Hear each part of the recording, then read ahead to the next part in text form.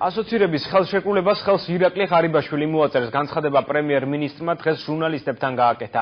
იგი ყველას თხოვს დაასრულონ ასოცირების ხელშეკრულების ხელმოწერაზე სპეკულირება. პრემიერ-მინისტრი დღევანდელ განცხადებას გამოხმაურება მოხდა ოპოზიციის მხრიდან. რამდენიმე წუთის წინ კომენტარი გააკეთა პრეზიდენტის ადმინისტრაციის ხელმძღვანელმა ლაშა აბაშიძემ.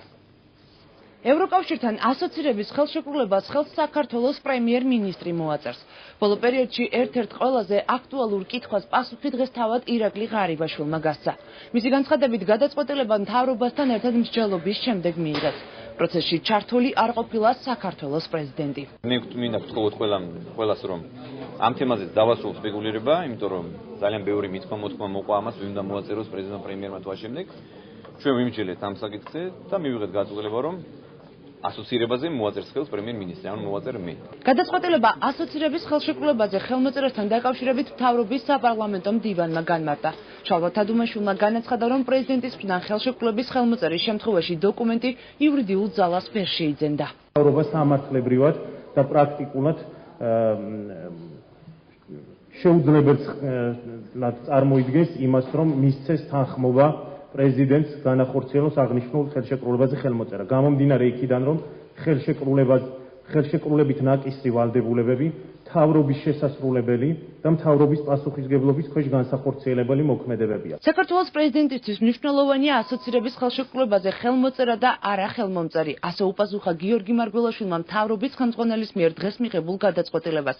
მარგველაშვილის პოზიციას საქართველოს პრეზიდენტის ადმინისტრაციის ხელმძღვანელმა გააჟღერა.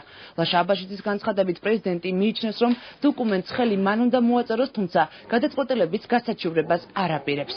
პრეზიდენტის პოზიციაა, რომ ასოცირების შესახებ შეთანხმებას ხელი უნდა მოაწეროს საქართველოს პრეზიდენტმა, მაგრამ ამ შეთანხმების სტრატეგიული და მაღალი მნიშვნელობიდან გამომდინარე, ამის რაიმე გართულებას და რაიმე გამწვავებას და ასე ვთქვათ, გამოდავებას და ასეთ საკითხებს ამის დღის წესრიგის დაყენებას არ აპირებს. მთავრობის მიერ მიღებულ გადაწყვეტილებას დადებითად აფასებენ საპარლამენტო უმრავლესობაში. მმართველ გუნდში მიიჩნევენ, რომ თემაზე სპეკულაციები უნდა შეწყდეს. საკითხთან დაკავშირებით განსხვავებულია ოპოზიციის პოზიცია.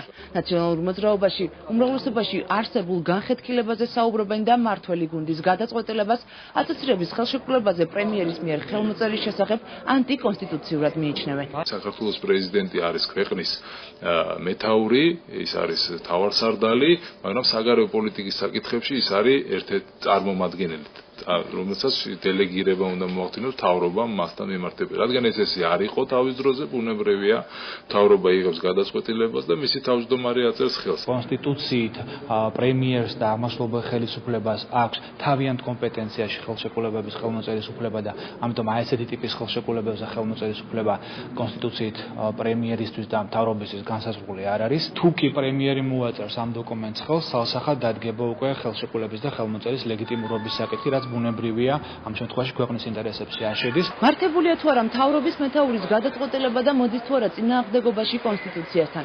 ეს არის კიდევ ერთი კითხვა, რომელიც უკვე ასოცირების ხელმომწერი პირის გარკვევის შემდეგ გაჩნდა. ექსპერტები მიიჩნევენ, რომ პრემიერ-მინისტრს ხელშეკრულების გაფორმება მხოლოდ იმ შემთხვევაში შეუძლია, თუ პრეზიდენტი ხელმოწერაზე უარს იტყვის.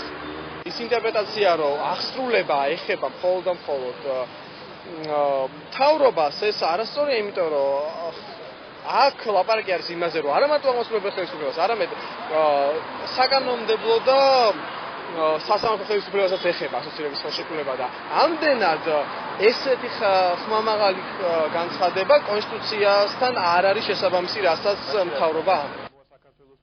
იქნება თუ არა საქართველოს პრეზიდენტი ევროკავშირთან ასოცირების ხელშეკრულების ხელმომწერთა დელეგაციაში ჯერჯერობით უცნობია. კონსულტაციები პრემიერსა და პრეზიდენტს შორის არც ამ საკითხთან დაკავშირებით გამართულა. საქართველოს ევროკავშირთან ასოცირების ხელშეკრულებას ხელს 27 ივნისს მოაწერს.